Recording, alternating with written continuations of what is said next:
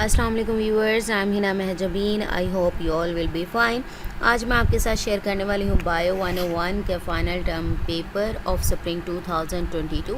As you know हमारे final term paper हो रहे हैं और स्टूडेंट्स डिफरेंट प्लेटफॉर्म्स पर अपने पेपर शेयर कर रहे हैं, तो वहाँ से कलेक्ट करके मैं अपने चैनल पर अपलोड करी हूँ ताकि स्टूडेंट्स को हेल्प प्रोवाइड की जाए, आइडिया प्रोवाइड किया जाए कि किस टाइप के क्वेश्चंस उनके पेपर में पूछे जा सकते हैं। साथ साथ मैं थोड़ा सा आपको टिप्स भी बता दूंगी किस तरह से आप अच्छे मार्क्स ले सकते हैं। बट पेपर शेयर करने से पहले अगर आप मेरे चैनल पर न्यू हैं दैन प्लीज़ मेरे चैनल को सब्सक्राइब कर दें और बेल आइकन को क्लिक करना मत भूलेगा ताकि upcoming lectures, different assignments, quizzes और लेटेस्ट पेपर्स के नोटिफिकेशंस आप तक पहुंच जाए। लाइक भी कीजिएगा, शेयर भी कीजिएगा। ओके जी, let's start from the paper. किसी स्टूडेंट ने शेयर किया हुआ था 19 सितंबर का है, 3 o'clock का। 30 MCQs थे, 2 मार्क्स के क्वेश्चन थे। और अच्छा, MCQs के बारे में थोड़ा सा मैं आपको बता दूं। MCQs एक तो पहले तो आप लोगों ने लेक्चर्स करने होते हैं, वहाँ से अपना जो कॉन्सेप्ट है वो क्लियर किया करें। बिकॉज़ अगर आप पास्ट पेपर भी देखते हैं ना, तो पास्ट पेपर में भी कुछ क्वेश्चंस ऐसे होते हैं जिसे सॉल्व करना होता है। हो सकता है ये सब्जेक्ट ना हो, कोई और हो, ठीक है। सॉल्व करना होता है, तो जब तक आपका कॉन्सेप्ट क्लियर नहीं है आप उसे सॉल्व नहीं कर सकते। वो रटे वाला काम होगा, क्रैमिंग करेंगे आप। नेक्स्ट, आप MCQs पास्ट पेपर्स अगर देखते हैं, आप कम्प्लीटली डिपेंड नहीं करना आपने पास्ट पेपर पर। आपके टेस्टिंग के लिए आप यूज़ कर सकते हैं, वहाँ से करें, क्योंकि सबकी लक एक जैसी नहीं होती। समटाइम्स होता है बहुत ज़्यादा आ जाता है और समटाइम्स ऐसा होता है कुछ भी नहीं आता पास्ट पेपर से, तो आपका पेपर स्पॉइल हो जाता है। तो पास्ट पेपर्स भी करें।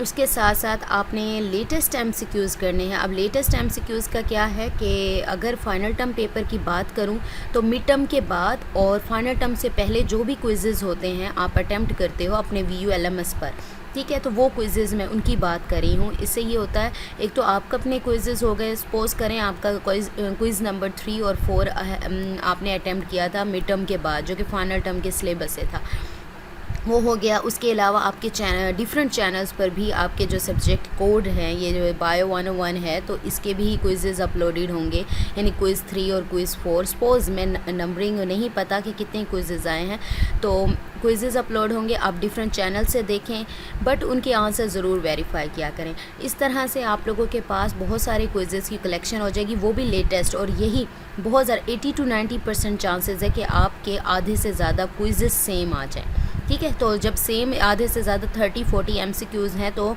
पास होने की रेशो आपकी बढ़ जाएगी, ठीक है। ये था थोड़ा। और फाइनल जो सब्जेक्टिव है, सब्जेक्टिव के लिए भी आपको MCQs देखकर ही आइडिया हो जाएगा कि कौन से टॉपिक्स इंपॉर्टेंट हैं। ये थोड़ी सी टिप्स थी जिससे आप अच्छी प्रिपरेशन कर सकते हो। Main idea of cell theory. और नेक्स्ट है, if you know that the sequence of the strand is this, ये दिया हुआ है। राइट कॉम्प्लीमेंट्री सीक्वेंस राइट करें। Role of pharynx in digestive system. Why respiration in air is easy as compare to water. Define biotechnology. 3 marks के, ये 2 marks वाले ऊपर बताए हैं, ये 3 मार्क्स वाले थे। Difference between rough and smooth endoplasmic reticulum structure and function.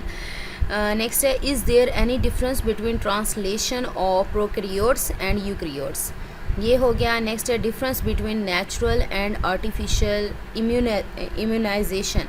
Define blood transfusion. What are the types of consumer producers, और ये बहुत ही इम्पॉर्टेंट भी है और इजी भी बहुत होता है। 5 मार्क्स के जो क्वेश्चन थे वो थे, describe cell membrane structure and function. Cell membrane भी मोस्ट इंपॉर्टेंट टॉपिक है, बचपन से पढ़ते आ रहे हैं, इसका structure, function. Explain the composition of blood की कंपोजिशन बतानी थी। नेक्स्ट बताना था applications of biology in agriculture and plants growth. ये एप्लीकेशन वाले जो क्वेश्चंस हैं वो भी ज़रूर किया करें, यूजेस एप्लीकेशंस पूछ लेते हैं। Right the steps of PCR experiment का टॉपिक भी इंपॉर्टेंट है। अब इससे आपको, यही पेपर था जो मैं आपके साथ शेयर कर रही हूँ, और भी पेपर्स होंगे आप लोगों के साथ शेयर करूँगी ताकि आपको आइडिया हो जाए। अब इससे क्या होगा, ये जो टॉपिक्स, ये जो क्वेश्चंस पूछे हुए हैं, उन्हीं टॉपिक्स को ईच एंड एवरी एंगल से आप लोग प्रिपेयर करें तो अच्छा पेपर अटैम्प्ट हो जाएगा। मुझे अपनी दुआ में याद रखिएगा, अपना ख्याल रखिएगा। टेक केयर, अल्लाह हाफिज़।